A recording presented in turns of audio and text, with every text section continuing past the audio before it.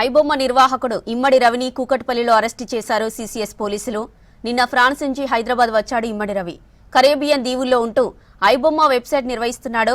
Website నిండా తెలుగు సినిమాల piracy, OTT content ఉంది. ఐబొమ్మపై తెలుగు సినీ నిర్మాతల ఫిర్యాదుతో దర్యాప్తు చేపట్టారు పోలీసులు.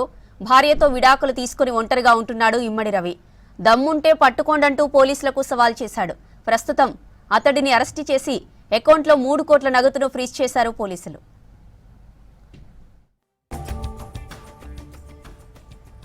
ఐబొమ్మ నిర్వాహకుడు ఇమ్మడి రవిని కాసేపట్లో నాంపల్లి కోర్టులో హాజరుపరచనున్నారు సైబర్ క్రైమ్ పోలీసులు.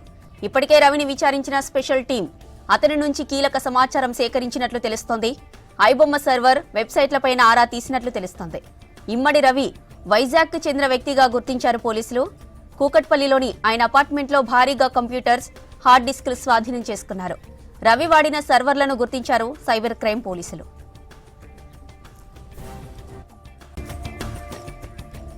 ఐబొమ్మ నిర్వాహకుడు ఇమ్మడి రవిని కూకట్పల్లిలో అరెస్టు చేశారు సీసీఎస్ పోలీసులు. నిన్న ఫ్రాన్స్ నుంచి హైదరాబాద్ వచ్చాడు ఇమ్మడి రవి. కరేబియన్ దీవుల్లో ఉంటూ ఐబొమ్మ వెబ్సైట్ నిర్వహిస్తున్నాడు. వెబ్సైట్ నిండా తెలుగు సినిమాల పైరసీ, ఓటీటీ కంటెంట్ ఉంది. ఐబొమ్మపై తెలుగు సినీ నిర్మాతల ఫిర్యాదుతో దర్యాప్తు చేపట్టారు పోలీసులు. భార్యతో విడాకులు తీసుకుని ఒంటరిగా ఉంటున్నాడు రవి. దమ్ముంటే పట్టుకోండంటూ పోలీసులకు సవాల్ చేశాడు.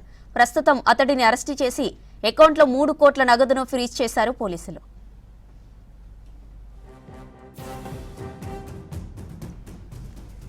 ఐబొమ్మ నిర్వాహకుడు ఇమ్మడి రవిని కాసేపట్లో నాంపల్లి కోర్టులో హాజరుపరచనున్నారు సైబర్ క్రైమ్ పోలీసులు.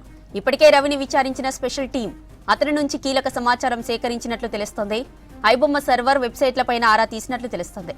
ఇమ్మడి రవి వైజాగ్కు చెందిన వ్యక్తిగా గుర్తించారు పోలీసులు. కూకట్పల్లిలోని ఆయన అపార్ట్మెంట్లో భారీగా కంప్యూటర్స్, హార్డ్ డిస్క్లు స్వాధీనం చేసుకున్నారు. రవి వాడిన సర్వర్లను గుర్తించారు సైబర్ క్రైమ్ పోలీసులు.